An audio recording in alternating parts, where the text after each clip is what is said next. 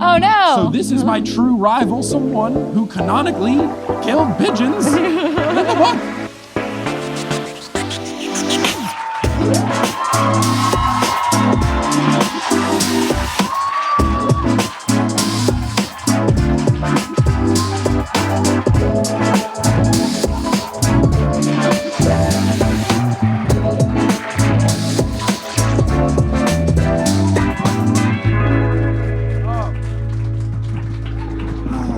Copenhagen, Denmark, what is good?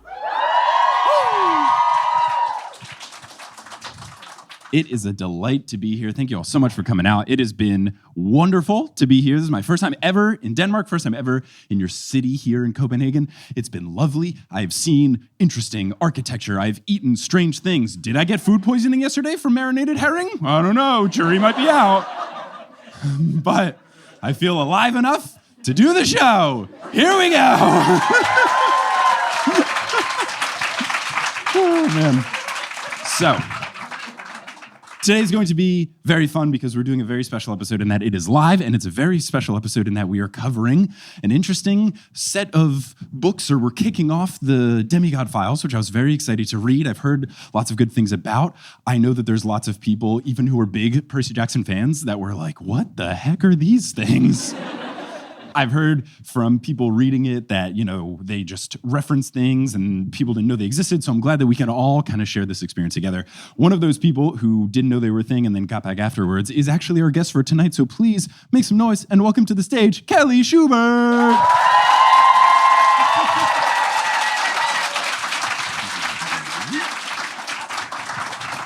Hello. How's it going? Good.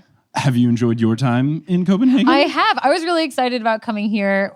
As Mike said, we've never been here before. And so I was very excited. I planned lots of things. Most of those architecture things that he saw were not by accident. I brought us there on purpose. So yes, we've had a lovely, lovely time. Yeah, it's been fun. Just exploring around the city, going to a bunch of different parks, eating a bunch of stuff, having snacks. It's been a good time. It's been wonderful. I did not have the herring, so I feel great.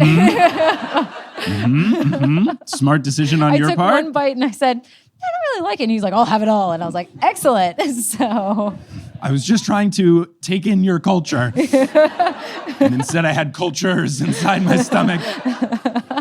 So we are going to cover the first story in the Demigod Files as well as the introduction thing that we have going on. Now, you didn't know the Demigod Files were a thing. You read book 5 and then you had some confusion about what was going on with some stories that were referenced, right? Yeah, somewhere in, I won't say where, somewhere in book 5 / the sequel series / other universe, somewhere in something I've read since then, there are some things that happened that I was just like, oh, I guess I was reading so fast. I just missed this entire thing that we're now referencing. It's my fault, my bad. And then I started reading these and I was like, oh, this is where it's introduced. In one of these stories, one thing, person, place, or something is introduced that comes in later somewhere. So thank you in the biggest way. But no, I just enjoy, and it'll be fun when I've realized what the reference is so we can talk about it. But I just like the idea of you thinking that there was a part of the story that you were like, we're just all supposed to understand that this thing took place, but us all together collectively just didn't read it together. It's just, this happened in the past. It's not minor either. It's not like just passes you by.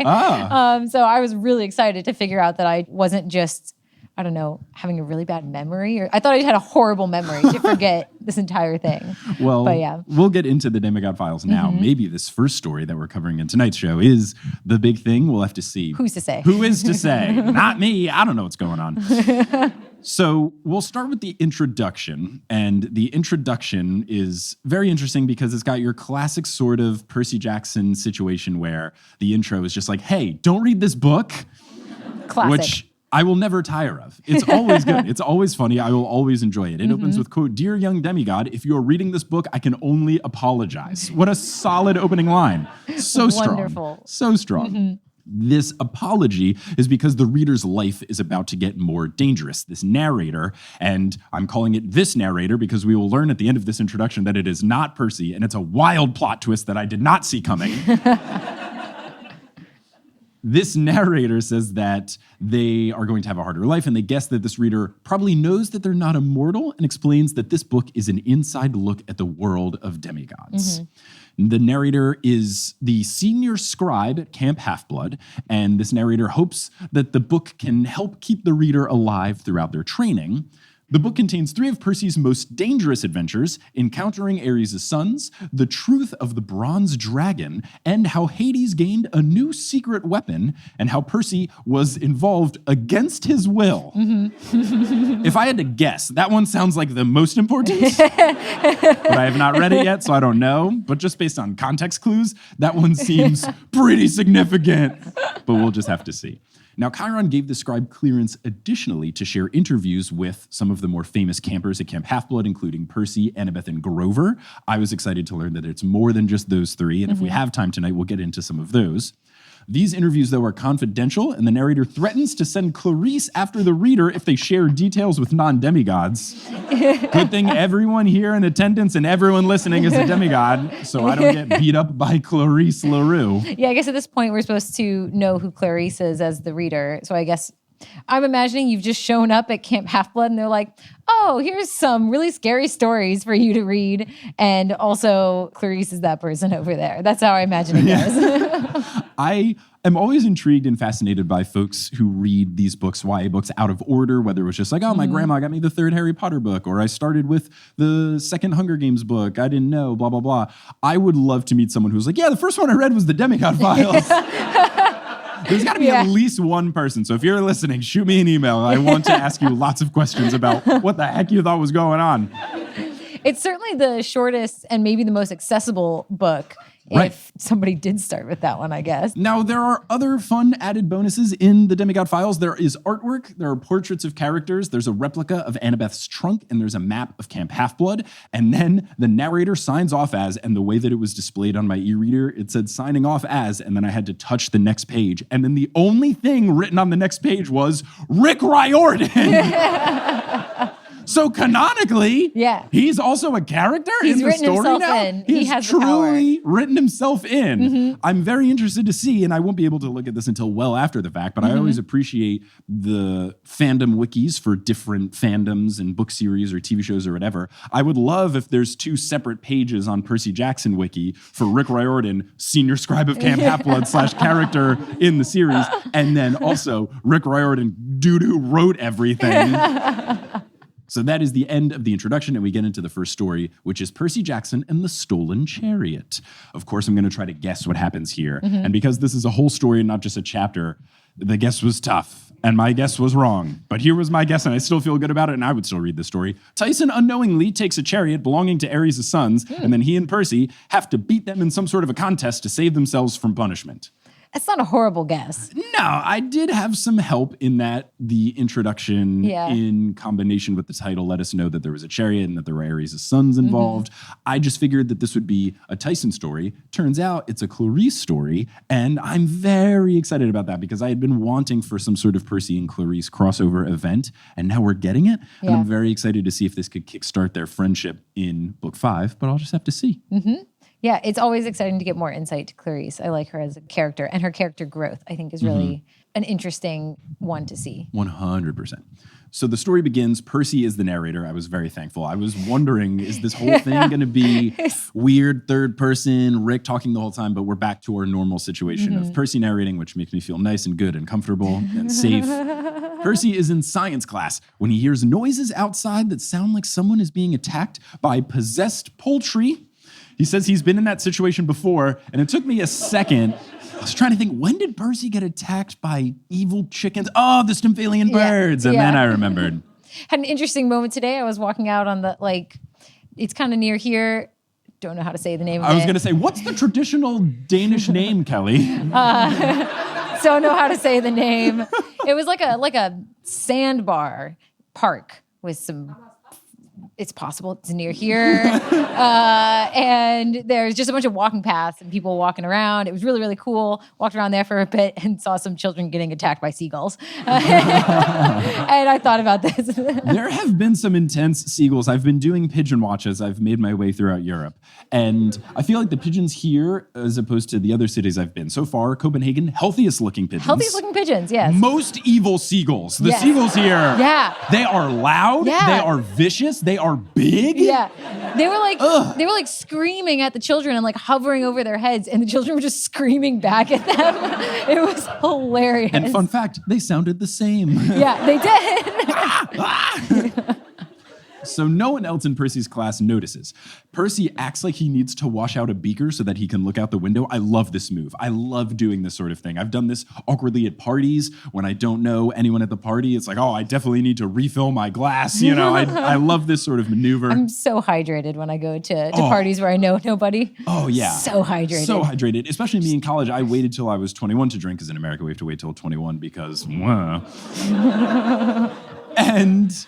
it wasn't like I was afraid of explaining to people why I waited till I was 21 to drink, but it was more of just an annoying conversation to have. So I would always just take the classic red Solo cup and just fill it with water. And if you put in ice cubes, people just think you have vodka or something, and nobody asks any questions. So yeah, I was well hydrated in college. Yeah, no, same. I would always fill it with water just so that people would stop trying to hand me drinks. It was just like, I have a drink, no worries. Look, it's in a red cup, therefore.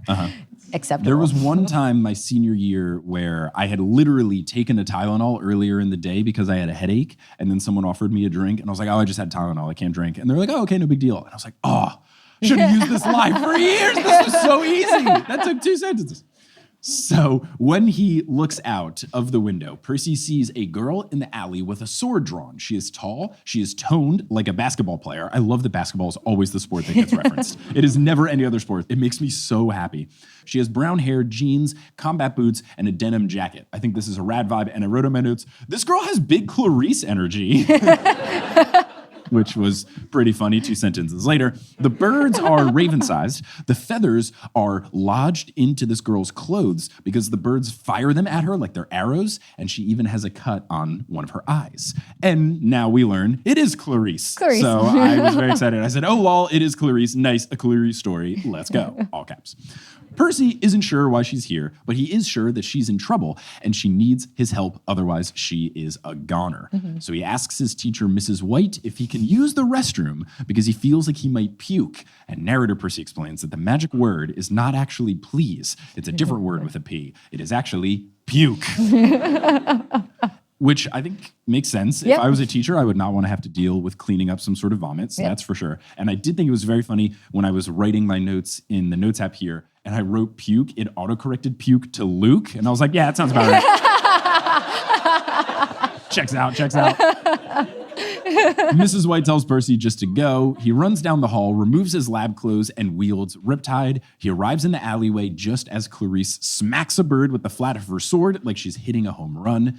And there's still a dozen more around her. It's always a dozen. There's always a dozen monsters. It's either a dozen or half a dozen. I'm waiting for a baker's dozen to show up. There's always 12.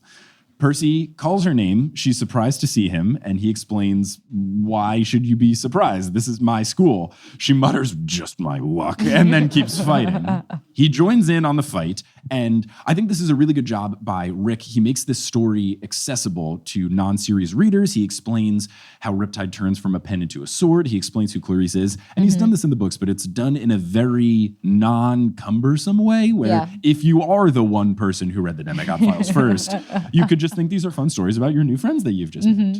It takes some effort, but the two of them defeat all of the birds. Percy has a few scratches, so he takes out some ambrosia and he eats half of a piece. He offers the other half to Clarice, who says she doesn't need Percy's help, but then takes the ambrosia anyway. Classic. Which is taking his help. Yeah.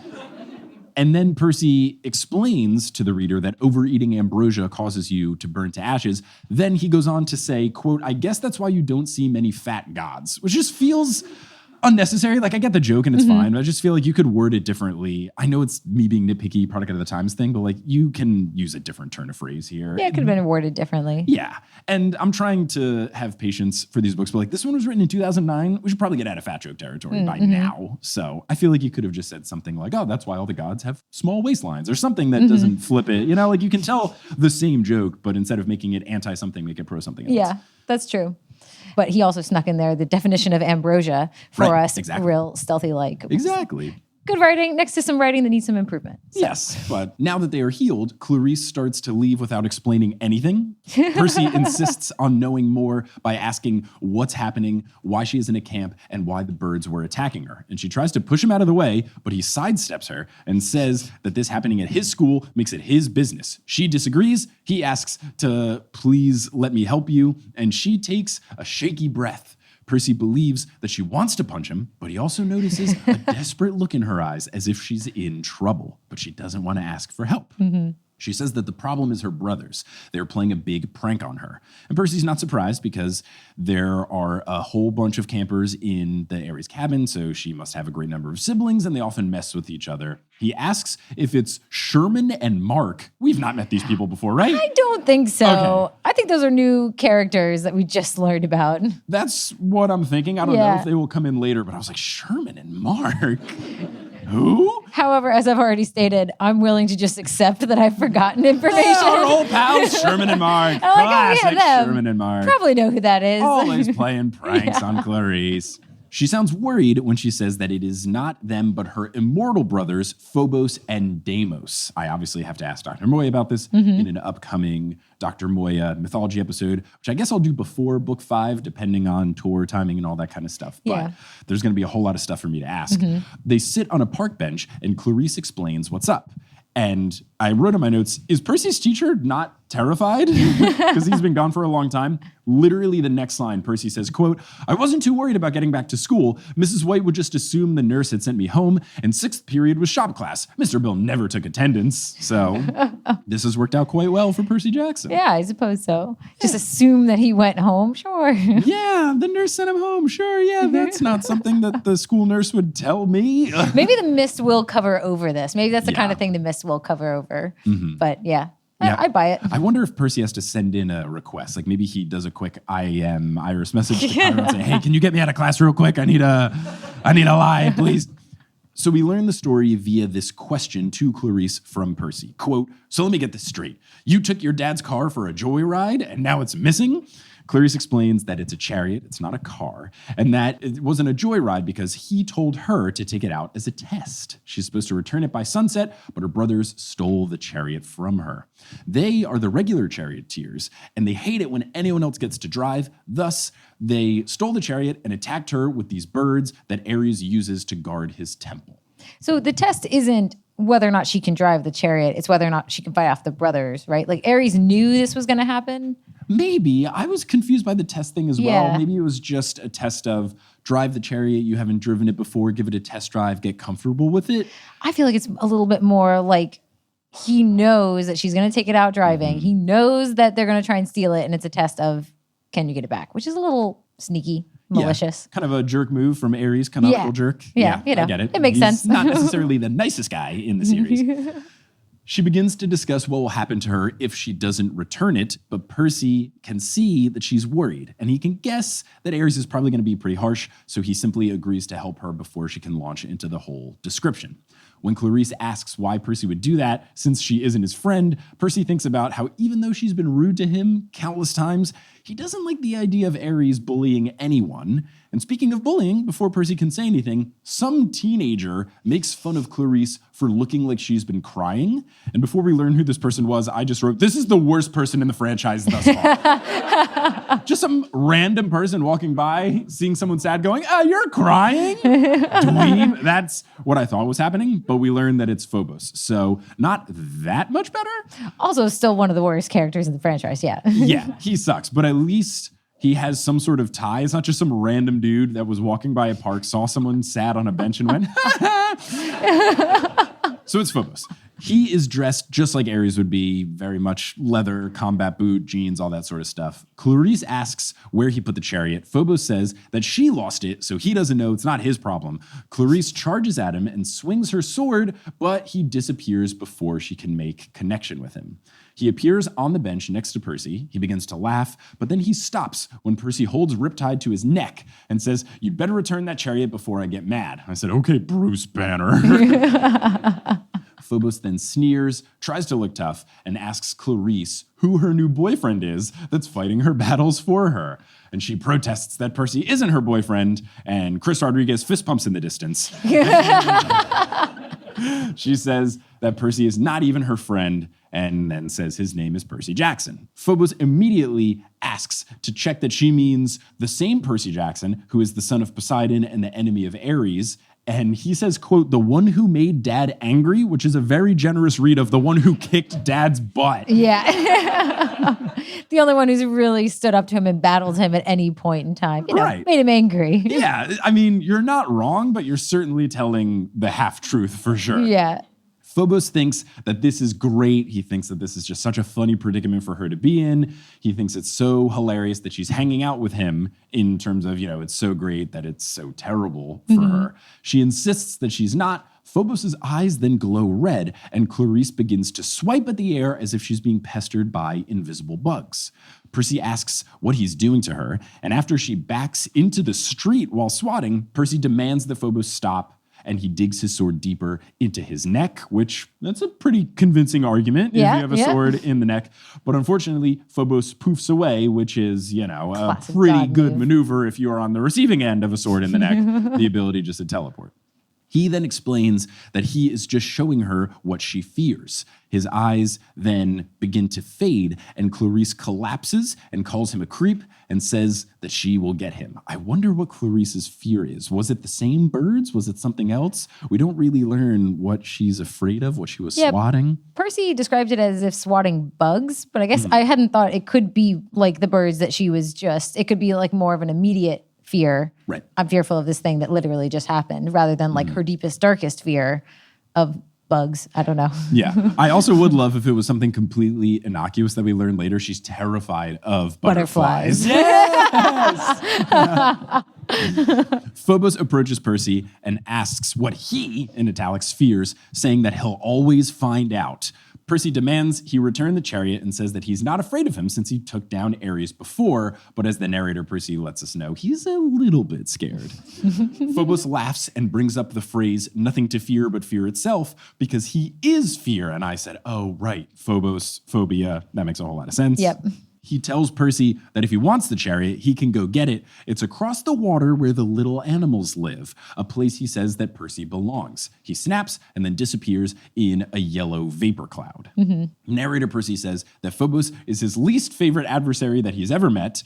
Percy hates bullies, and the way that Phobos laughed at Percy and how he made Clarice collapse made Percy want to teach him a lesson. I'm very excited. I like that Percy hates bullies so much that he will muster up the wherewithal to take this guy down, even for someone that has been pretty mean to him throughout the whole series. I mean, he was already on board from the second that he saw Clarice, but I think he feels a little bit of a vendetta against Phobos now himself. 100%. Percy helps Clarice up and asks if she will now accept his assistance, and I like that Percy is persistent on assisting Clarice. They take the subway, anticipating more attacks, but none come. On the journey, Clarice tells Percy about her brothers. They are minor gods. Phobos is fear, and Deimos is terror. And I wrote in my notes, what's the difference? And then Percy asks, what's the difference?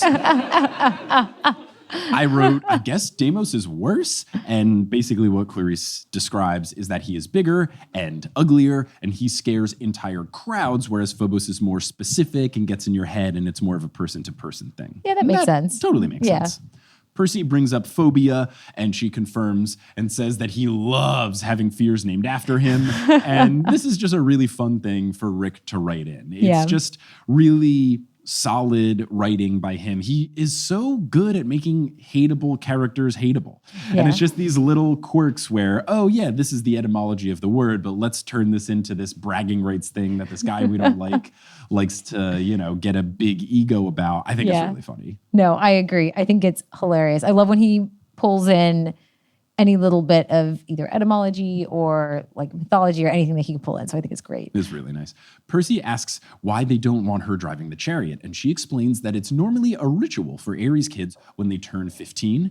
She explains that she is the first daughter to get the chance in a while. Percy congratulates her. And then she says that she has to get it back to the temple, which is on Pier 86, the Intrepid. Have you ever been to the Intrepid in New York? No, I have not been on it. It's a museum. It's like a whole thing that you can go on. It's like a aircraft carrier Yeah, boat. that's just permanently parked. And then they have all sorts of things like old big, guns and cannon balls. I don't know. I've never been in I've never been. But I'm assuming there's a whole bunch of like, it's a war aircraft carrier. So I'm assuming the museum has to do with different kinds of aircraft and things like that.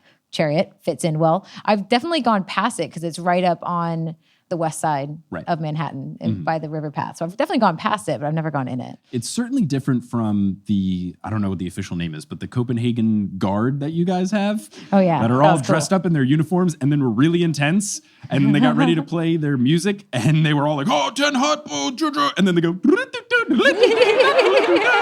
and play flutes all through the town. It was wonderful. They were all so intense and so serious. There were like 15 clarinets in that band. It was amazing. I loved They it. looked so serious. And then they played the jauntiest little tune. And they just went around in circles. Yeah.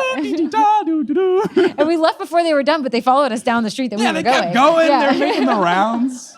We're like in the next building. We were in the church right down the street, and we were like, "Is that them outside?" Yeah, it was like flute solo and we like time. came out. We're like, "Oh, they're still here." Yeah, It was so funny. it was awesome. So a little bit different aircraft carrier Yeah, situation. This certainly fits Ares' vibe because it would have weapons about. Percy believes that they have about 4 hours before sunset, which should give them enough time. Percy wonders what Phobos meant by across the water, though, since they are on an island, and that could be literally anything.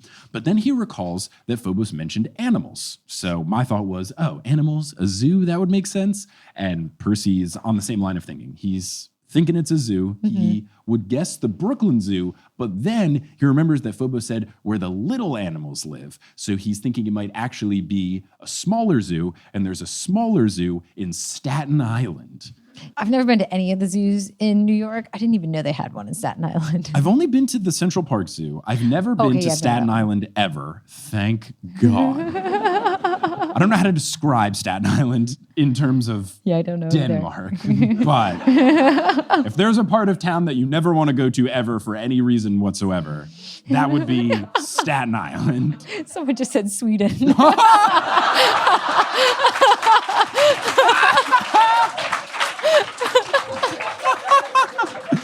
Apologies. I know did some people come from Sweden to the show? Yeah, dedication. Oh, you were from Sweden. Amazing. Okay.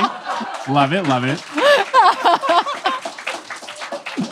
I gotta say, I know Finland was very happy when I did shows in Finland and not Sweden. And I don't know if Denmark feels the same way, but I literally just, when I was picking the tours, I went by cities and countries with the most downloads, sorted it from most to least. Copenhagen was in the top 10. Nothing in Sweden was in the top 10.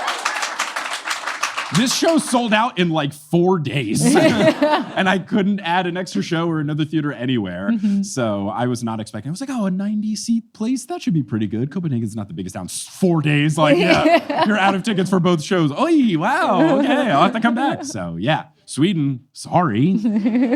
Maybe listen to the show more and tell your friends about it, and then I'll come. I'll come next Europe tour. But anyway. So, yeah. Imagine Sweden. But when they said Staten Island, I wrote in my notes, okay, goodbye, Clarice. Good luck. See you later. So they hop off the train at Times Square with a dream in their cardigans, and they take the one to the ferry terminal. Now, of course, me being a New York nerd, I and Stephen Parra, we were trying to figure out what train did they take from the Upper East Side down to Times Square. The only thing that they could have taken was the Q train, which is a good line.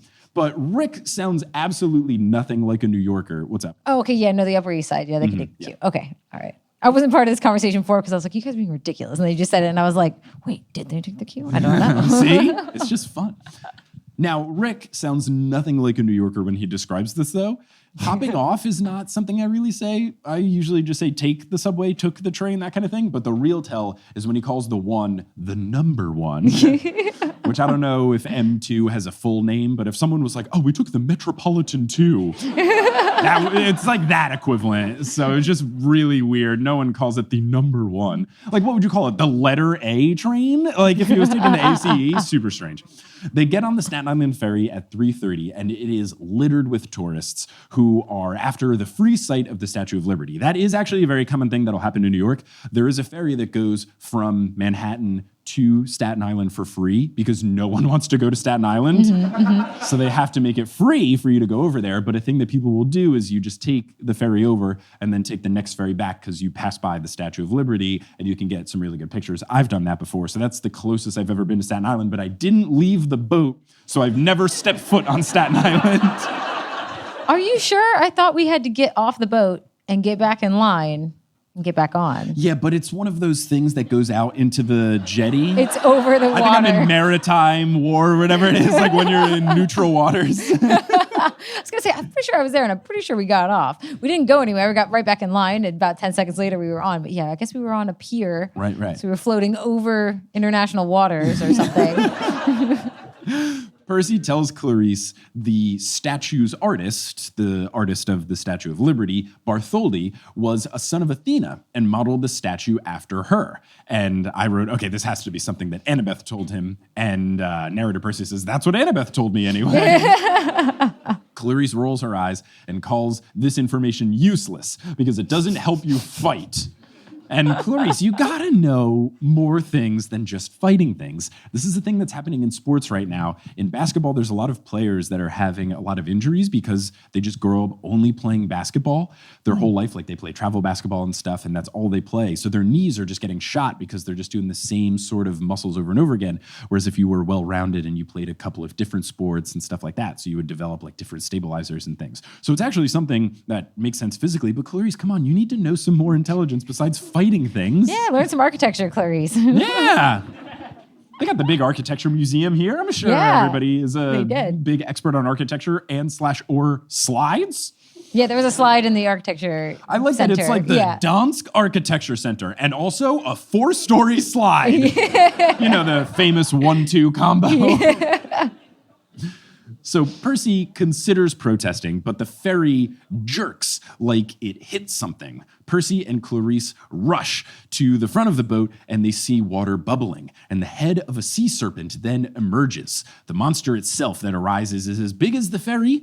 Now, you all might be thinking that this is some magical beast, but it could just be something in Staten Island. It doesn't necessarily... Staten Island listeners are going to send me some angry emails. Does anybody live there? I don't know. Is it just It's okay. Look, if you're listening from Staten, I love you. It's just the general populace. It's not you. It's the rest of the people in Staten. Now, this monster is gray and green with a crocodile-like head, and it smells disgusting. Atop its neck is a beefy dude in black Greek armor. This obviously has to be Deimos, and then we learn shortly after that it is. His face is full of scars, and he is wielding a spear. He grins an evil grin that matches the grin that the serpent has, and he asks, "Care to play?" Which is a very menacing way for him to make an introduction. The monster howls, tourists scatter, and Percy wonders what the mist had them see, which is something I'm always wondering. I want to know, yeah. I think that could be a really fun spin-off book if Uncle Rick just takes every single instance that a big scary thing happened and then just wrote, the St. Louis Arch, here's what they saw. Yeah, Alcatraz, here's what they saw. I think that would be a really fun little additional story. And maybe that'll come through in the TV show. Maybe we'll see the differences between what Percy sees and what the people see. And I just think it's so fun. I'm so fascinated by it. I know. I have like in my own head, what could it potentially be that they're seeing? My guess in this case would just be really, really choppy water. Because I've been on some ferries with big waves and heavy winds, I would guess it's just, big waves crashing in, not necessarily some sort of, I don't know what large aquatic life would be in the water surrounding New York. Like, there's no whales. Yeah. So I don't know what. And I don't think people would be afraid of that. They'd be excited to see that. Oh, people would be hyped. Yeah. Oh my gosh, the tourists would be falling over themselves to take photos.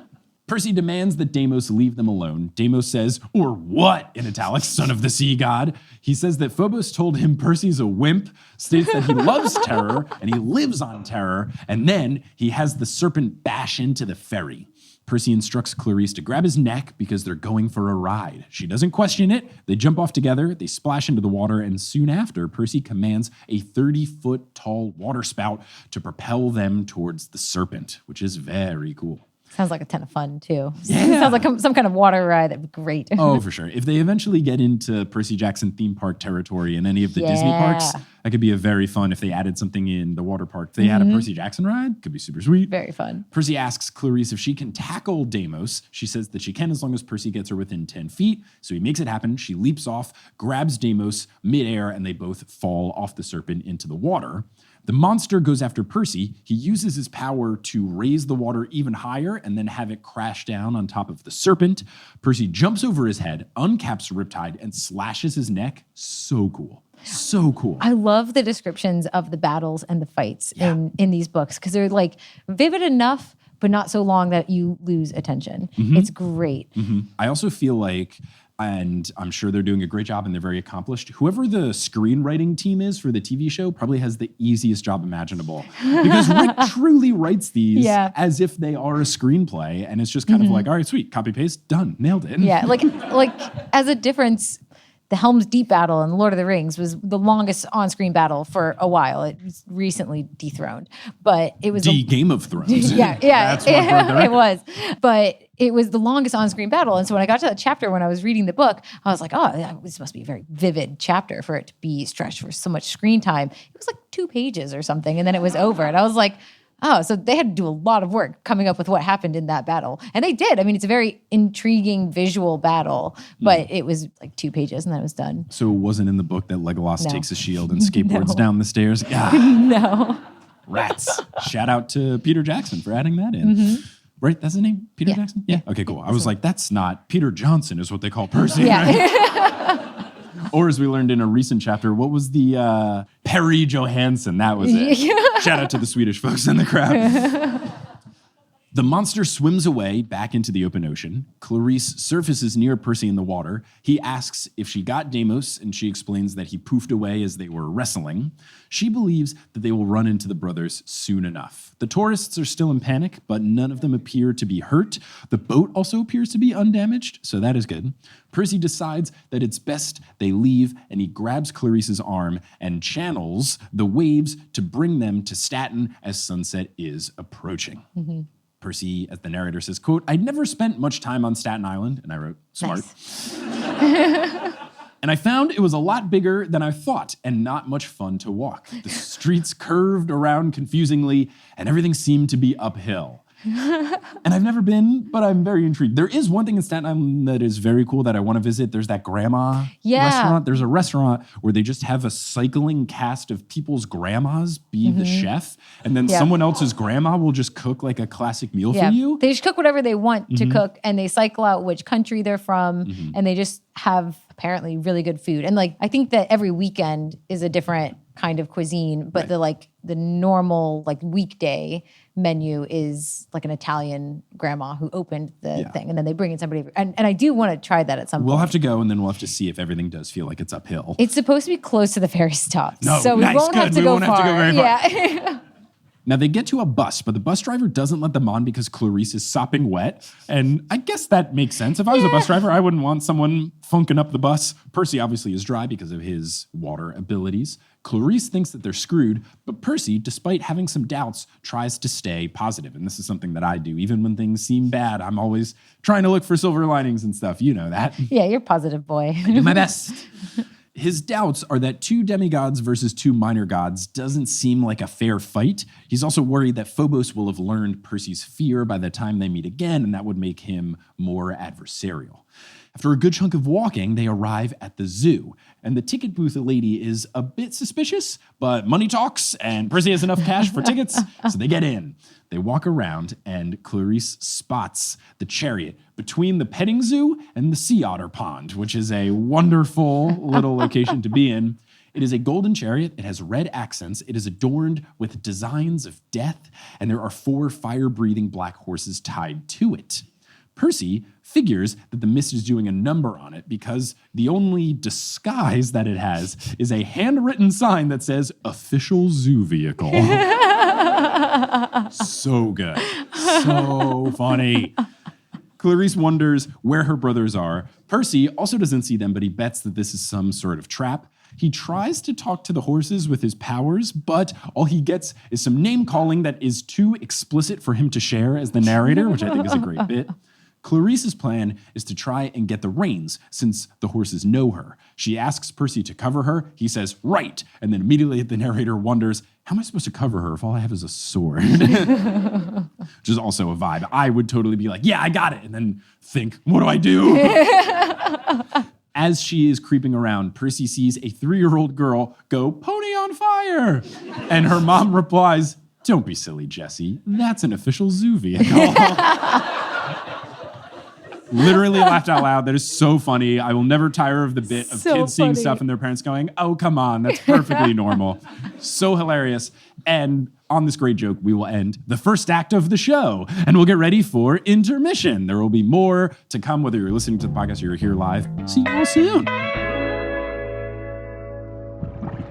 Hello and welcome to the mid-roll break for this episode. This is the first mid-roll break of a Demigod Files episode, meaning that we have to change the name of the mid-roll break, and I have come up with a name that I think is quite good, and the name is, drumroll please, the Demigod Files. Get it? Because we are halfway-ish or partway through the podcast. Demigod, Demipod. Ha ha ha ha.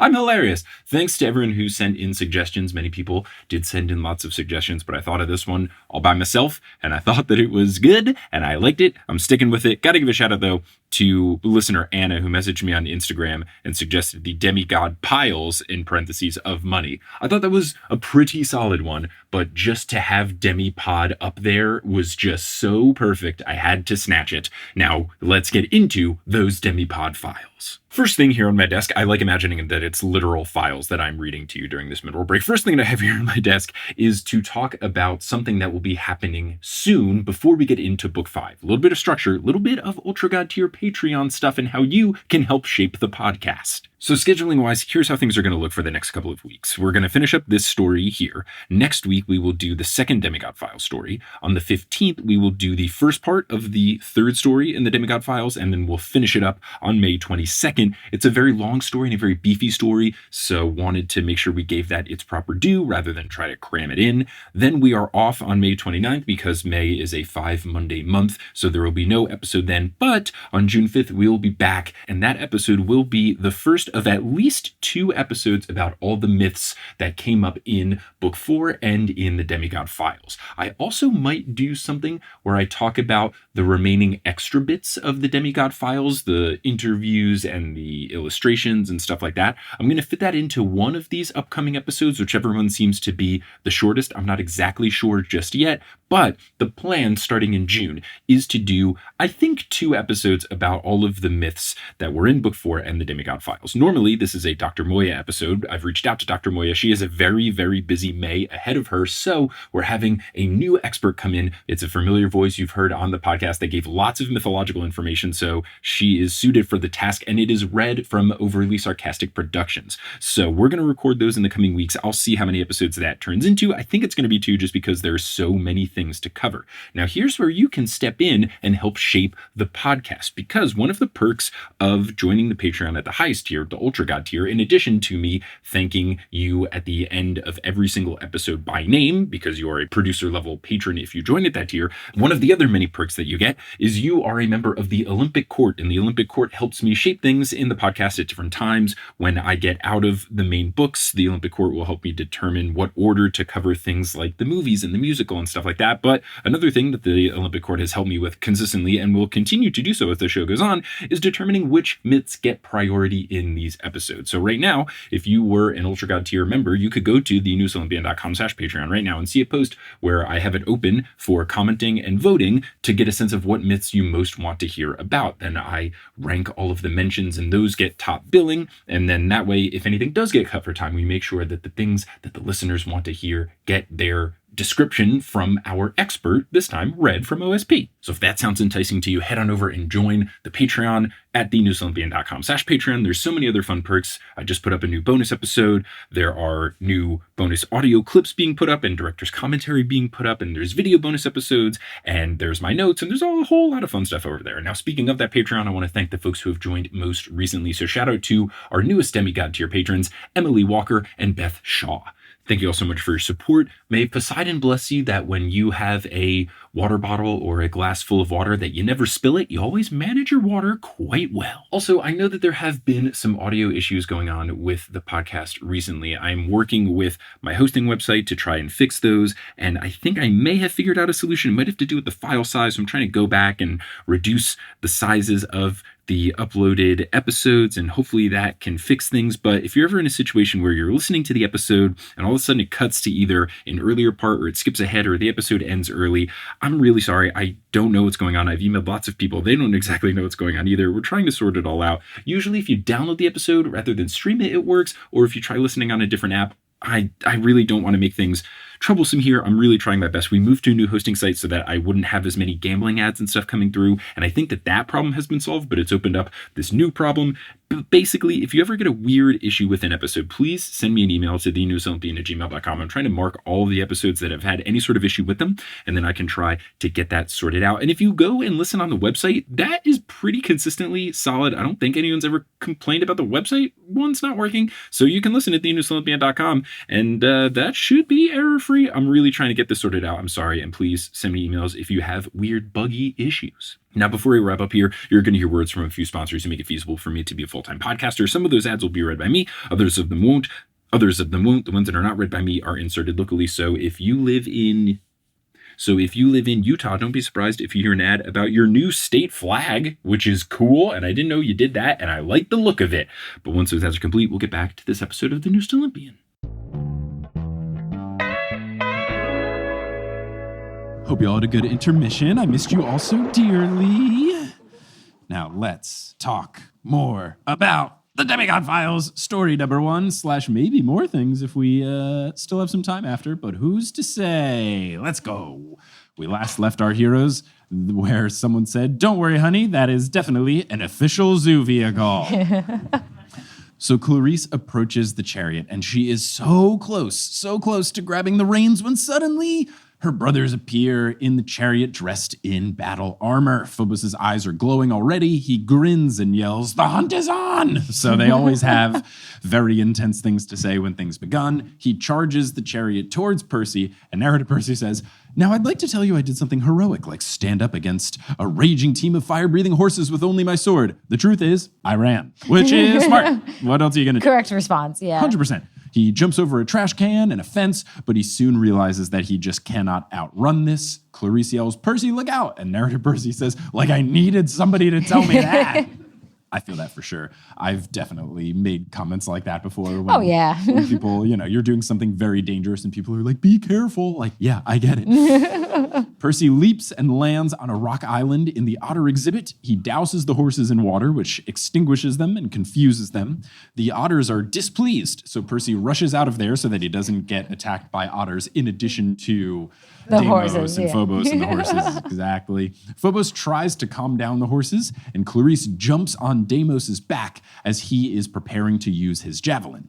The two of them fall out of the chariot and begin to fight. Phobos chases after Percy again. Percy heads towards the aquarium. Phobos says that he has something for Percy, and then the chariot morphs into a tank.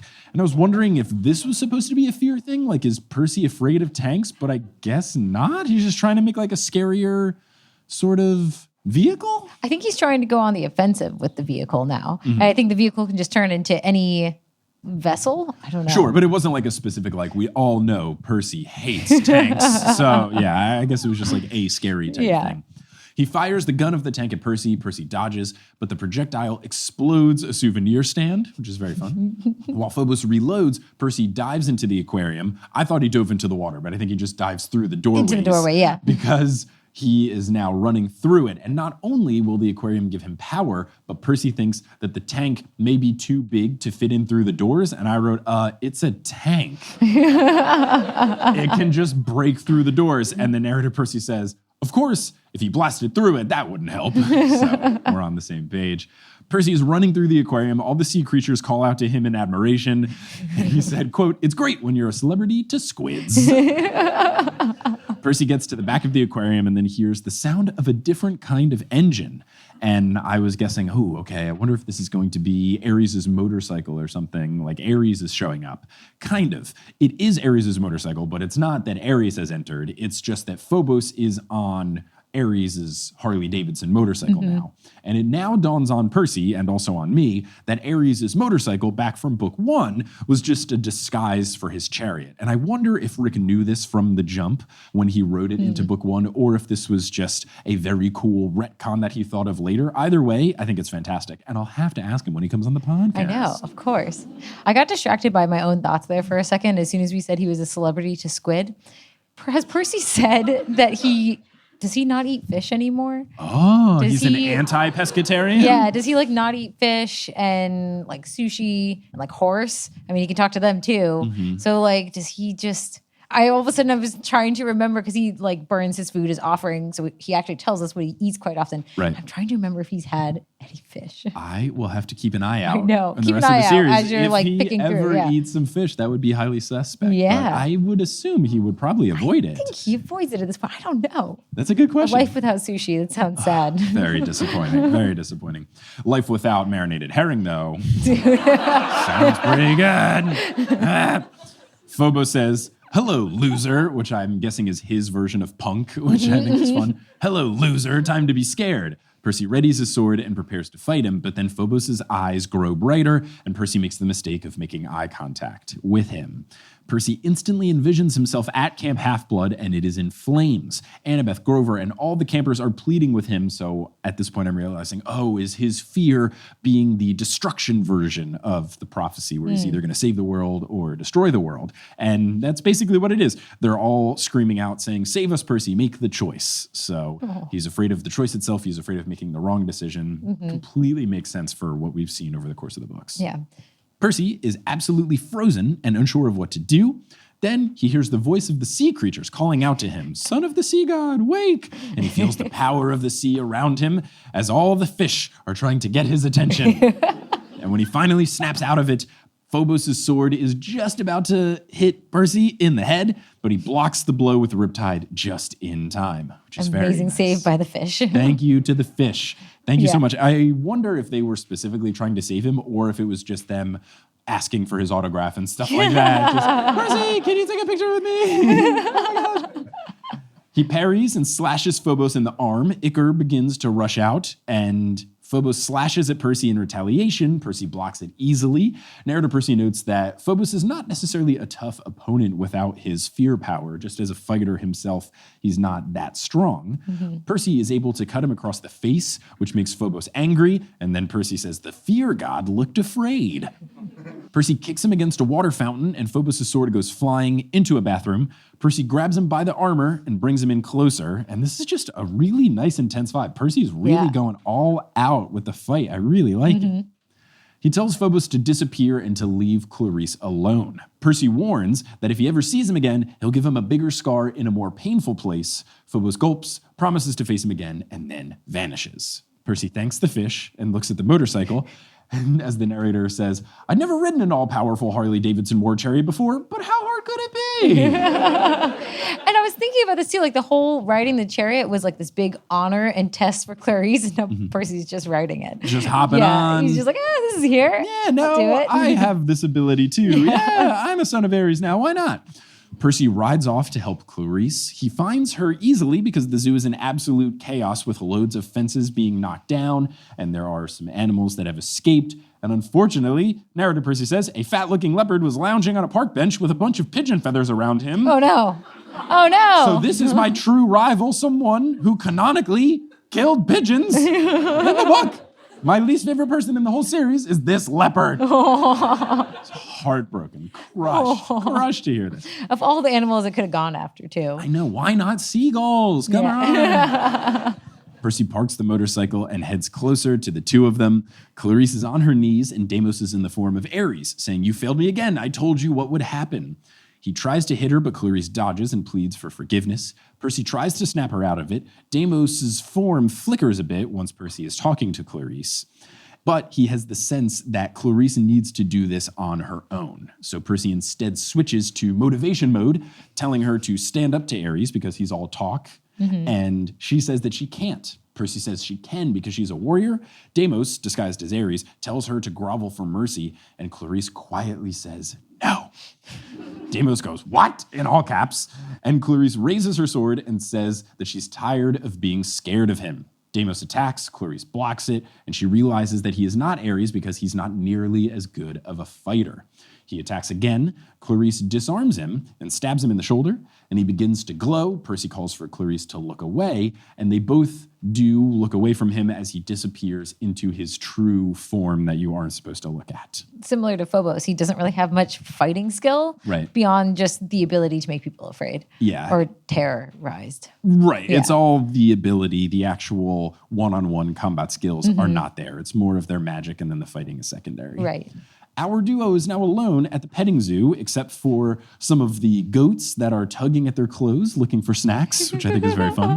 The Harley turns back into a chariot. Clarice wipes away some sweat and says to Percy, you didn't see that. You didn't see any of that. And then I wrote, then how did this story get told? Somebody told the scribe, and the scribe wrote it down. Now it's being distributed to everybody. Exactly. But at least just to demigods, because we're all okay. None of us are not demigods. Percy grins and tells her she did a good job. She tells him to get in the chariot. They ride to the ferry terminal and realize only then that the ferry doesn't take cars, only passengers by foot. She wonders if their only option is to drive across the Verrazano Bridge, but they both know that there isn't time to do so. It's a very roundabout way to get back to Manhattan, and it just wouldn't work out. And I was thinking that Percy could use water powers to basically turn the chariot into a boat. He goes for a different approach, but a similar line of reasoning, combining his powers with the Ares chariot to get them back safely. I thought he might call on the Pegasi to replace the horses a little bit, but no. That was a good thought. That's for sure something that could have happened. Percy gets an idea. He says that they can take the direct route. Clarice is confused, but Percy instructs her to head towards the coast. She does, and he focuses his energy to turn the sea solid. So they ride across solid crests of waves the whole way home, which is very cool. And I don't know if they'll do Demigod Files stuff in the TV show, but I would love to see what this looks like. Like, are they going up and down little tiny ramps the whole time? Is it a very bumpy ride? I wonder how it is. They return just in time. Percy is absolutely exhausted. He says that he should leave before Ares arrives. Clarice agrees, saying that he would kill Percy on sight. And I was surprised that Percy didn't say something to the effect of like, well, he would try. He congratulates Clarice on passing her driving test, and she starts to ask Percy not to tell anyone about her fear, and he promises not to before she can even say it. She then asks if Phobos scared Percy. He relays his vision and shares that he can relate to how she feels. The stuff that Phobos does is scary, so I totally understand you being in a scary situation as well. She tries to muster up the ability to thank Percy, but she just can't get there. Percy isn't sure if she's ever said thank you in her entire life. So he simply says, don't mention it, before she really has to force herself to say it. And then he begins to leave. But before he can leave, Clarice begins to ask if she was one of the friends in his vision, and he confirms that she was. Aww. She makes Percy promise to never tell anyone. She'll have to kill him. And How sweet. How sweet. And a faint smile flickers across her face. I'm very excited at the prospect of their friendship flourishing. It makes me really, really happy. They say their goodbyes, and Percy heads home. After a long day, he just wants to rest. And that is the end of this story of Percy Jackson and the Stolen Chariot.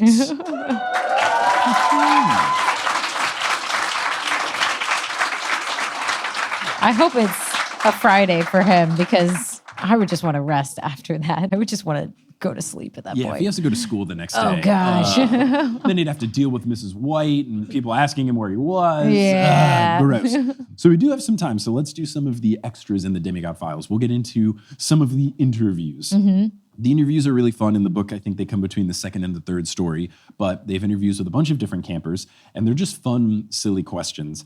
And I was very surprised that the first interview is with Connor and Travis Stoll. They weren't mentioned in the introduction. They don't necessarily seem like the most main of characters. So for them to find their way in, I thought was fun. And, I want to learn more about the side characters, so this is exciting. Yeah, this fits well with the story that you've chosen, the Stolen Chariot, the Stolen Brothers. Thematic. Thematic.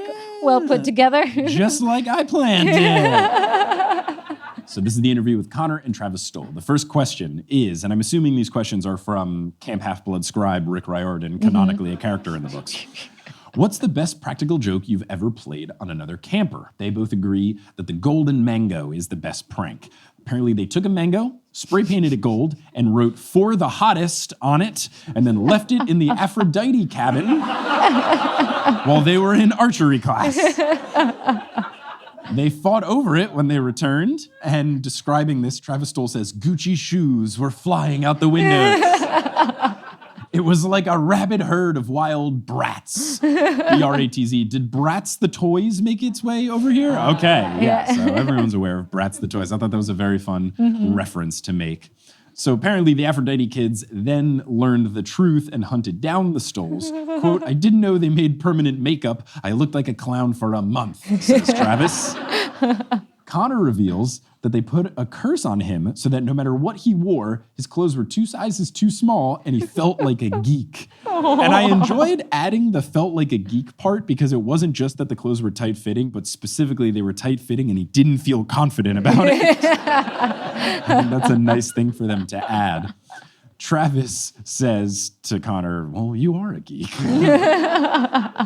The next question is, who would you want most on your team for Capture the Flag? They both pick each other because they don't trust each other. So it's less that they want each other on their own team and more they don't want them on the other team. That makes sense. Is a very, very funny answer. Connor says that behind Travis, he would pick the Aries cabin kids. Travis agrees because people from the Aries cabin are strong and easy to manipulate. Really funny stuff. Really, really funny. The next question and the final question is, what's the best part of being in the Hermes cabin? Connor says, you're never lonely since new kids are always coming in. Travis says that new kids coming in just increases the opportunities for new people to prank. And Connor adds, or to pickpocket, one big happy family. It's really fun. An interesting perspective. Such an interesting perspective. The next interview is with Clarice. The first question asked of her is, who do you most want to pick a fight with at Camp Half-Blood? And her answer is, whoever gets in my face, loser. And if Rick is the interviewer, Clarice canonically called Uncle Rick a loser to his face, which I think is very fun. She then realizes that the interviewer means to beat someone up specifically. So she says Michael Yu in the Apollo cabin. This is a new character. Apparently Michael Yu thinks that their cabin is superior to the Ares cabin because they can use ranged weapons. And she describes this as using these weapons as, quote, like cowards. The next question for her is, aside from your father, who do you think is the bravest god or goddess on the Olympian Council? She says that no one comes close to Ares, but she admits that Zeus is quite brave, citing him taking on Typhon and Kronos requires a fair amount of bravery. But she immediately caveats it, however, by saying it's easy to be brave when you have a plethora of power bolts at your disposal. And then finishes this thought with, quote, no disrespect intended. I would have said Artemis. She's the only one out there doing stuff on the daily. That's true. I mean, everybody else just sits up in Olympus for the most part. Right. She's out in the mortal world. Yeah. She's out there doing stuff. She is recruiting new people. She's putting herself on the line. She's going out on the hunt. I agree. I think Artemis is a good answer there. The final question for Clarice is, did you ever get revenge on Percy for soaking you with toilet water? And I think this is great because I love the Supreme Lord of the bathroom scene. I'm so stoked for it. About this, Clarice says, quote, oh, that little punk has been bragging again, huh? She says not to believe him because he exaggerated the whole thing. And I mean, she could be right because if we take the approach where Percy as the narrator might be a non-trustworthy narrator, which is my least favorite thing that books do sometimes, where the narrator is a character and then fibs some stuff and then later on you learn that they were lying. I think it's gross and a really cheap way to write a book. If we are taking that approach, though, the only way you know about this story is from Percy telling us about the story. So if he embellished it as the narrator of whatever canonically these stories are, journal entries or whatever, it does open the door for the possibility of him lying about it. So she might be right, but I doubt it. I suppose, but I think he's a trustworthy narrator. He's told us some pretty embarrassing stuff. So for sure. I think, Yeah, he very often admits to things that he messed up or when he says something but didn't mean it or other related things. So yeah, I think he's pretty trustworthy. Yeah. She promises revenge. She says that she's waiting. She's biding her time for the right moment, and she insists she's not waiting because she's afraid of him. She ends this by saying, quote, anybody says different, I'll rearrange their dental work. So the final interview that we will do here before we go on to Q&A is Annabeth. Annabeth's first question is, if you could design a new structure for Camp Half-Blood, what would it be? She says a temple just south of Half-Blood Hill would be great. Her idea is to have the rising sun come through and shine through the windows to make a different god's emblem show each day. There would be statues for all the gods and braziers for offerings. It would have perfect acoustics like Carnegie Hall, and then it could be used for lyre or reed pipe concerts. And apparently she's discussed this idea with Chiron already, who said it would take 4 million truckloads of strawberries to fund it, and she thinks it's worth it.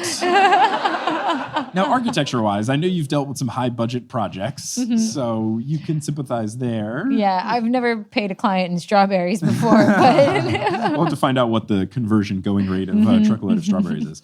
But I was interested when she said that the sun would shine through the windows and make a different god's emblem show each day. Do you mean every hour? That's so what like I thought as it the was, but I sun thought moves? in the story it said each day, or did it mean each hour of the day? I was confused. I thought it was going to be every hour because then the sun would go, but how would it show a different thing each day?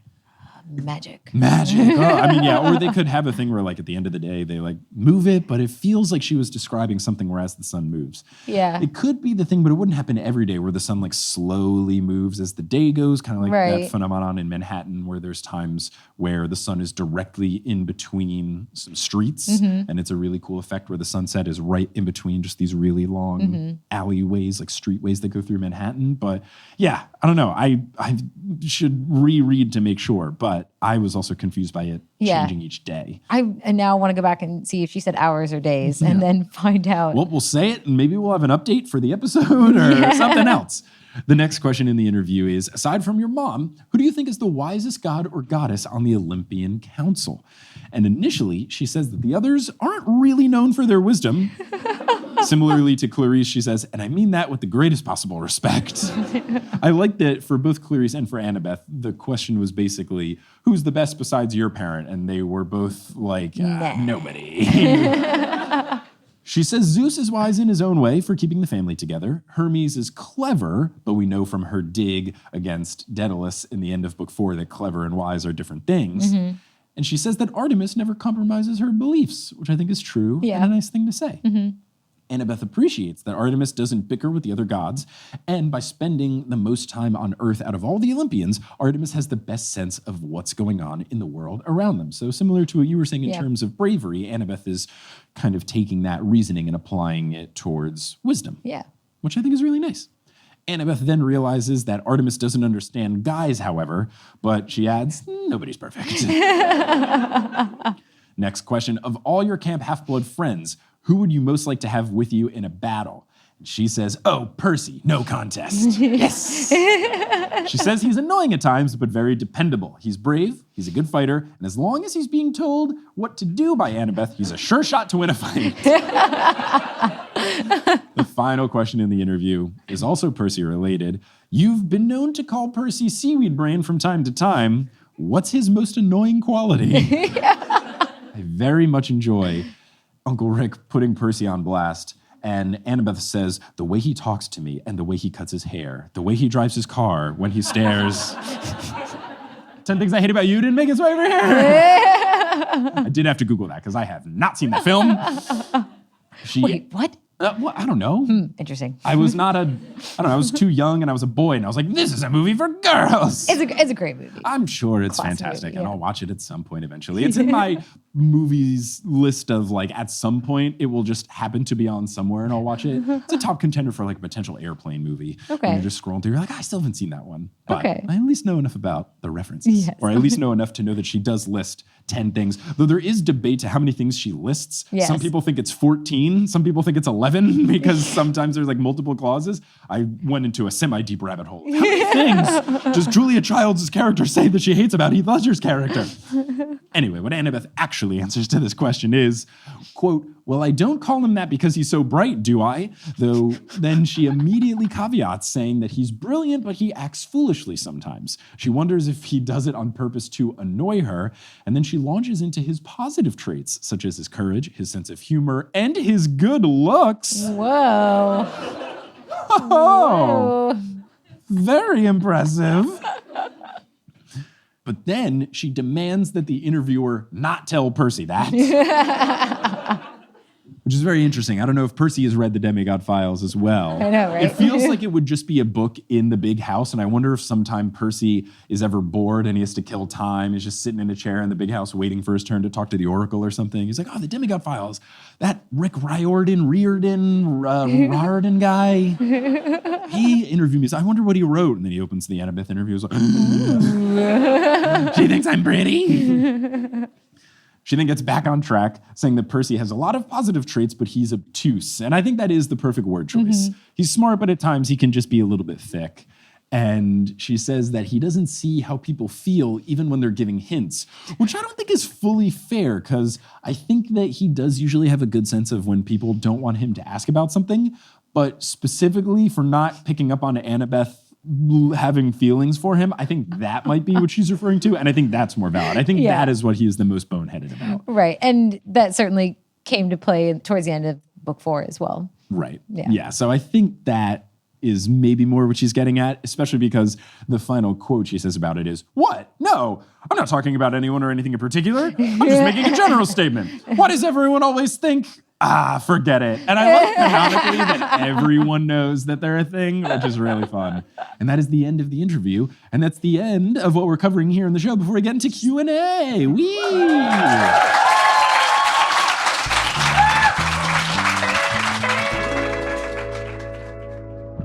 Hey, it's Mike here. We're going to take a little bit of a break because I do have the quote from the part of Annabeth's interview that Kelly and I were confused about. Let me just read it to you verbatim, and you can maybe be confused or lend more insight. Quote, I put it on the hill just south of Half-Blood Hill, and I designed it so that every morning the rising sun would shine through its windows and make a different god's emblem on the floor, like one day an eagle, the next an owl. So I'm not sure because it says every morning it would make a different god's emblem, but then it says one day an eagle, the next an owl. I'm not sure. This will now catapult up the rankings of questions to ask Rick if I ever get him on the show, but I'm confused. Maybe you can lend some insight? Let me know.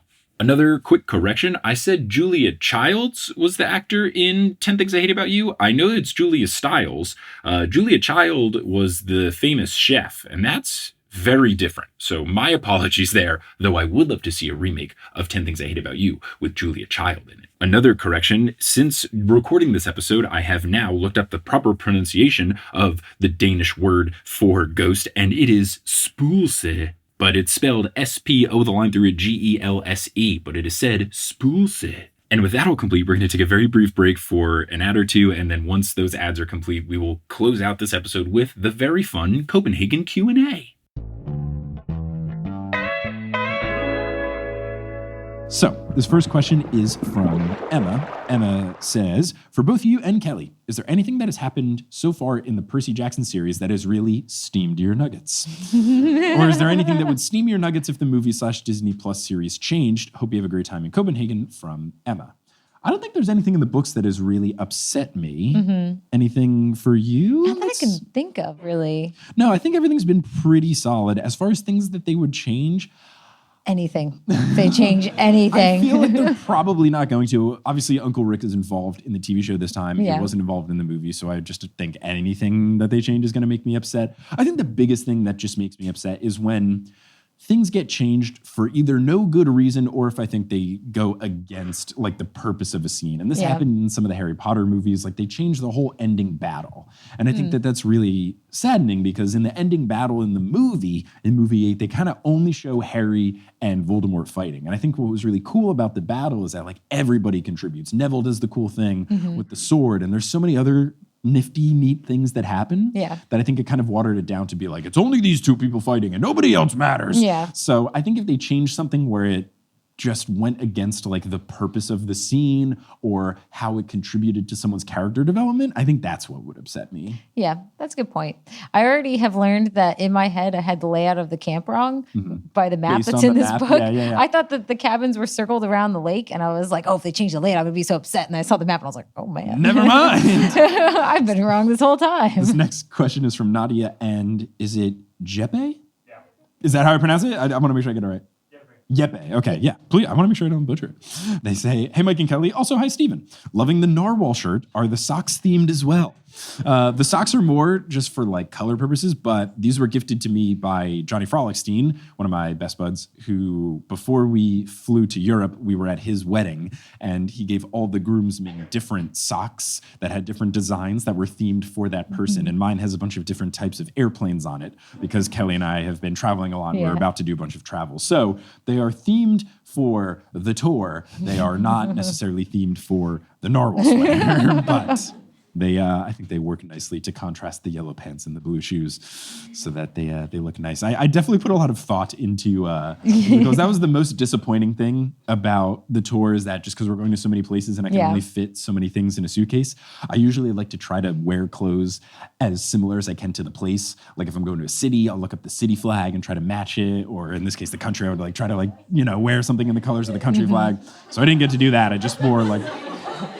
I know I accidentally wore Sweden colors. There were a lot of questions in the Q&A that were like, do you actually hate Sweden? No, I don't. This one is from Oliver. A lot of people asked this as well. Did you see The Little Mermaid and what did you think of it? We did go to see the Little Mermaid statue. We did know beforehand because Kelly researched it that a lot of people are like, it's not that cool. Right. I agree. It's nothing Everybody was like, don't walk out there just for that. Right. But I was like, we're already going to be out there. Right. So let's go see it. Right. And then someone in one of the questions asked, were you disappointed by it? And I don't know that we were disappointed. It was more of Steven knew the actual fairy tale that the Disney movie is based on, and then he described the plot of. And I wish he didn't. Because now I unfortunately have that knowledge in my brain forever. It's way more messed up than what happens. Yeah. It is very gross. Yeah. This next one is from Victoria. Victoria says, hi there, loving the show so far. As we're in Europe, my question is, if there was one European capital city Percy, Annabeth, and Grover would live in, where would it be, either based on their parentage or their personality?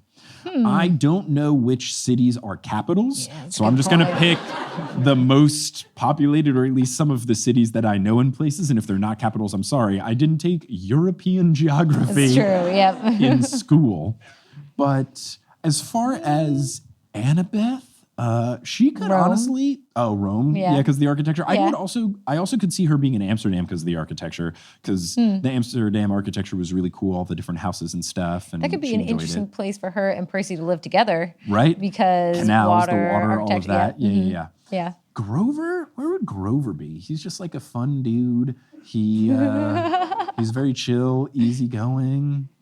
Copenhagen. Yeah. Seems nice. Yeah. Everyone here has been super sweet and nice. Feels like he'd really love to eat a bunch of pastries and then the bags they're in. Which, don't worry. We have done, and I understand why Danishes are called Danishes. I totally get it. We took the first bite of the first one we got, and I was like, oh, yeah, right. That checks out. They don't call that in Denmark. Right. I'm assuming. Yeah. They're just each called like all their individual names. We just point at them. Yeah. We say that one and that one and that one, and we don't even try. Really and they're like, you mean the chocolate one? I'm like, oh yes, that word one. I do know. Yes. This one is from Simone. Simone says, hey, so happy Denmark is in your top 10 countries. Saw you tried the cinnamon rolls. How was it? And have you tried any other Danish foods? How are you liking the Danish language? So all the food we have had has been good. Even the herring was tasty.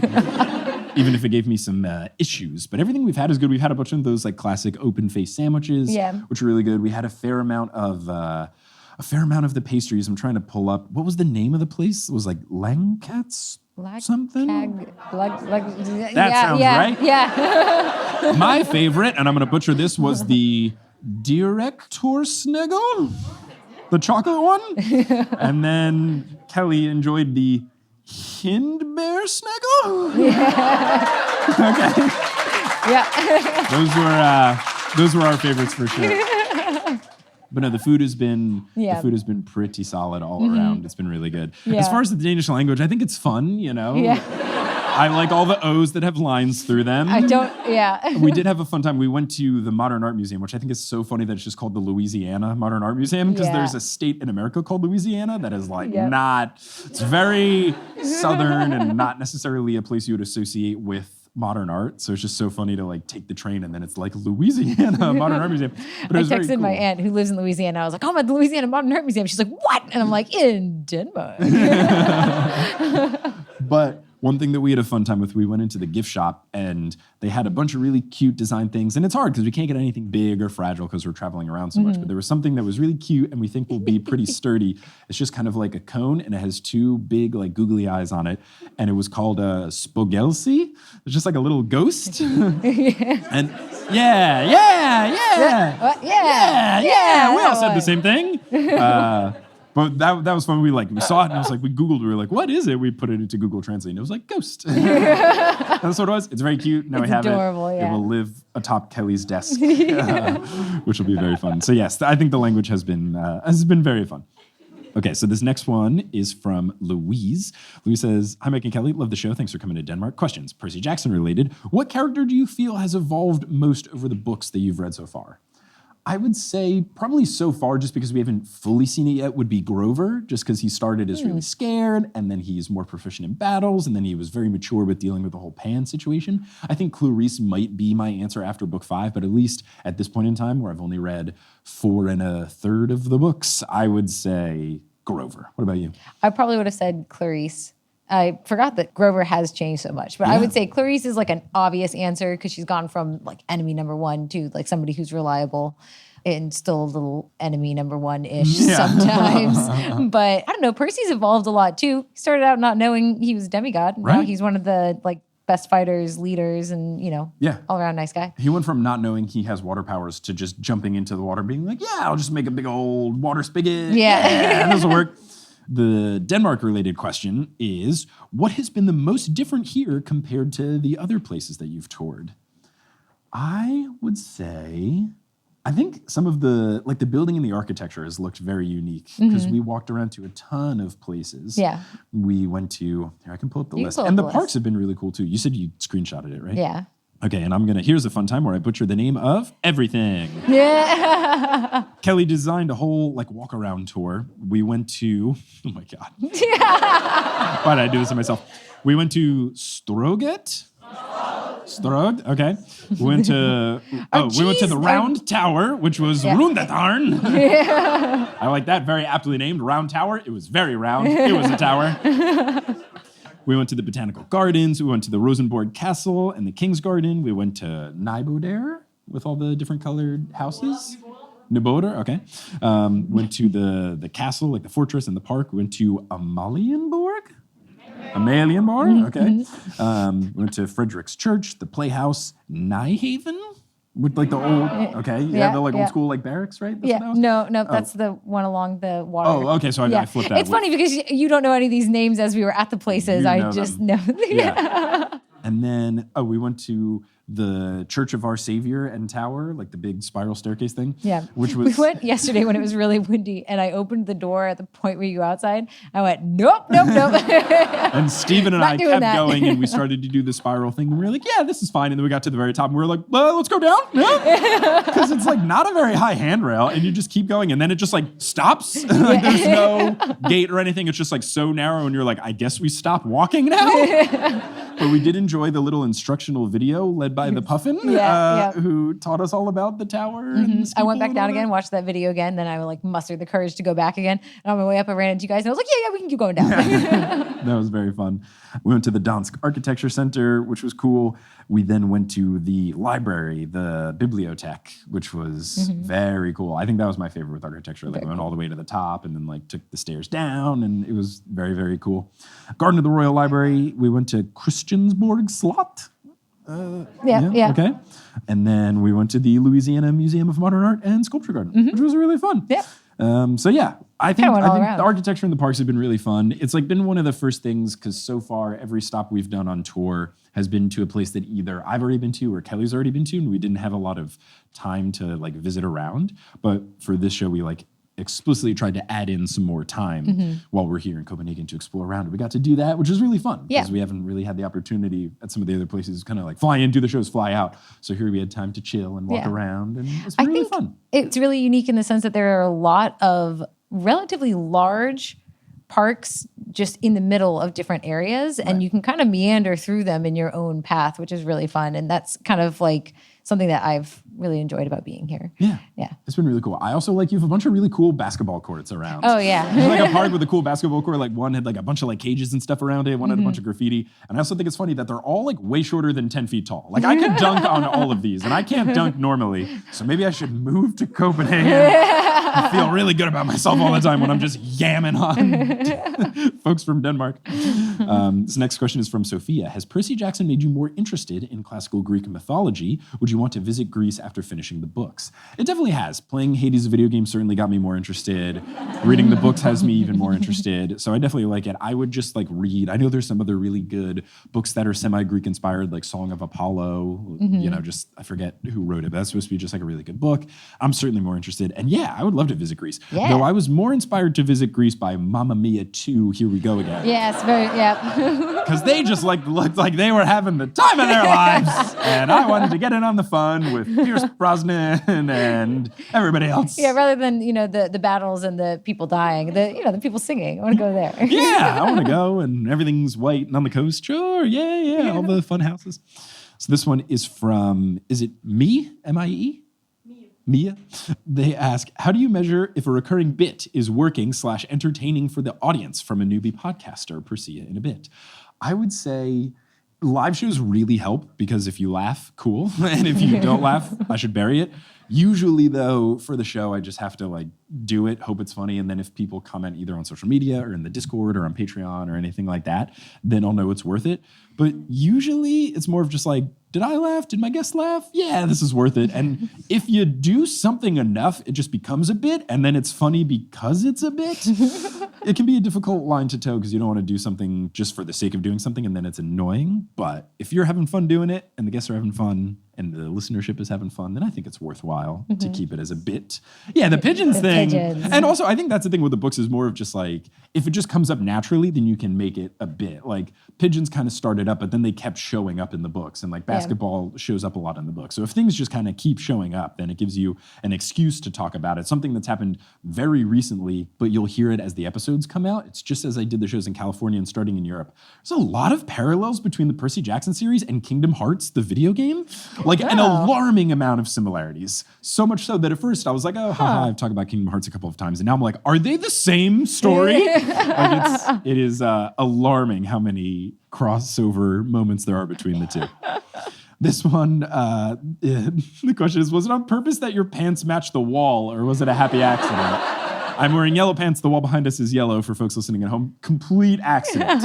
I was deciding between white pants and yellow pants. It really came down to I was like, well, I haven't worn the combination of yellow pants and this sweater on the tour yet, so I will do that. But I'm very happy about it. Kelly's favorite color is yellow, so that works out quite well. Yeah, we walked in. That's the first thing I noticed was that you matched the wall. I thought, man, I should have worn yellow. Yep. Yeah, no. So that was just a happy little accident, a good omen for the show. And I think it's been a really fun show. And I think that is a great place to end that really fun show. So thank you all so much for coming out. Give yourselves a round of applause for making it out to the show. Congratulations on getting the tickets before they all sold out. I am sorry that I couldn't get a bigger place or another show, but thank you all so much for coming through. Give it up to Kelly for being an incredible guest for this first show. And please Give it up for everyone here at Theater Play. If I'm pronouncing it wrong, I'm so sorry, but theater without the H play. Everyone here at the venue has been really nice, from people organizing it, to people working sound, hospitality. Everyone's been really nice. So please give them a round of applause for making this such a smooth process. We got to get out of here because I got to get ready for the next show and all of that. But I will close it out by ending the show as the way that I always do, and doing so in a way where, until next time when I come back to Copenhagen, until then, I'll see you later. Thanks for coming out, everybody.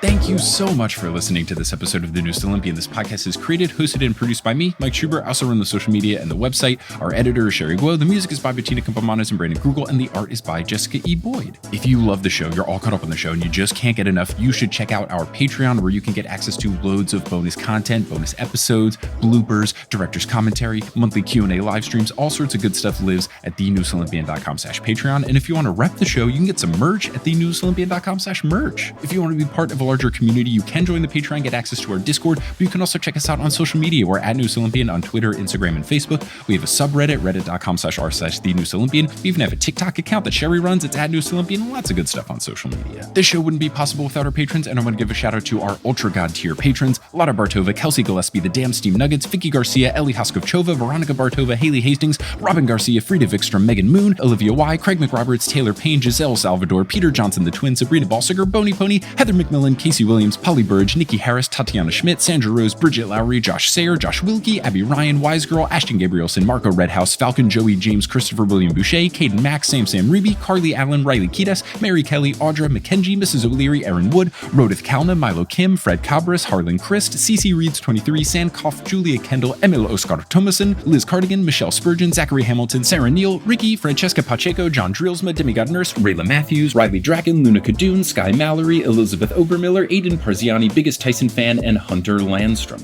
If you want to help out the show in a non-monetary way, tell a friend about the show. That really helps a ton. Reach out to someone directly and say, hey, you love Percy Jackson, or hey, you've been looking for an excuse to read Percy Jackson. There's this podcast. It's very good. The host is very humble. You could also talk about us on social media or leave us a rating and review on whatever podcast app you're using. All these things help, and I really appreciate all of you who have done that or will do it in the future. But I'm just so thankful that you tuned into this episode, and I hope you tune into our next episode, where we will be joined live in Oslo by Stephen Para as we cover the second story of Percy Jackson, the Demigod Files, Percy Jackson and the Bronze Dragon. But until then, I'll Percy you later.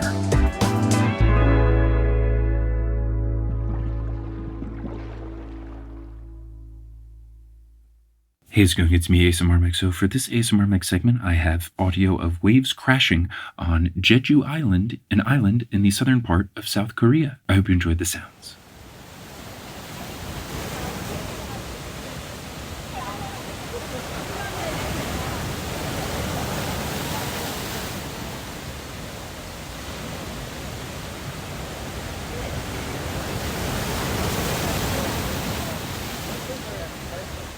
Thank you for listening.